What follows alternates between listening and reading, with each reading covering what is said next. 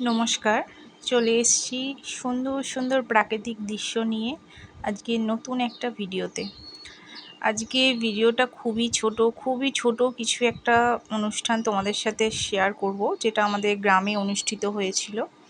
তো বেশি ভিডিও আমি করতে পারিনি, কারণটা একটাই হচ্ছে আমার ছোট মেয়ের বেশিক্ষণ আমাকে সেখানে থাকতে দেয়নি। তো যেটুকুনি পেরেছি তোমাদের সাথে শেয়ার করছি, চলো দেখায়। এই দেখো আমাদের গ্রামে একটা পুজো হচ্ছিল, শীতলা পুজো। তো এটা এই সময় আমাদের গ্রামেতে হয়। এটা শুধুমাত্র এই আমাদের গ্রামেরই পুজো। তো সেখানে কি কি হচ্ছে বা পুরোটা আমি তো তোমাদের দেখাতে পারবো না, বাকি যেটুকুনি পেরেছি তোমাদের দেখাবো। তোমাদের ভালো লাগলে অবশ্যই জানিও এবং লাইক করো। ওই দেখো, এটা হচ্ছে শীতলা মন্দির, পাশে যে বড় দিঘি রয়েছে একটা, খুব সুন্দর পরিবেশ। এবং এখানে এই মন্দিরে মা থাকেন।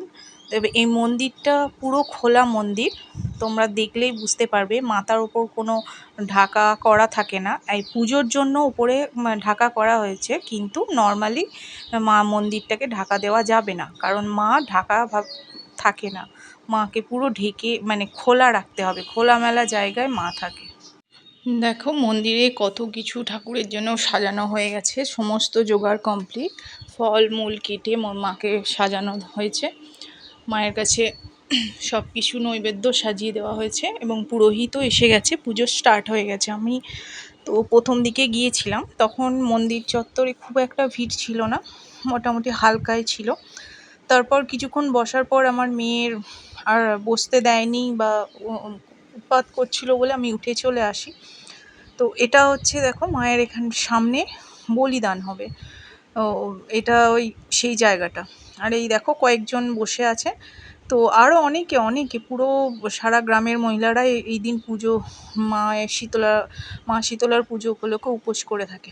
এ দেখো আমার মেয়ে ঢাক বাজছিল, তার জন্য ও একটু হাত তুলে নাচছে।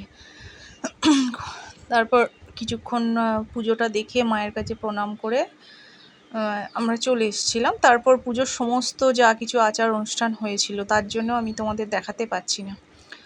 আর এই দেখো সবাই হলুদ ড্রেস পরেছে এরা। আর সবথেকে বেশি ভালো লেগেছে এই যে ছোট্ট একটা মেয়ে শাড়ি পরে, কি সুন্দর লাগছে। এই দেখো বসলো।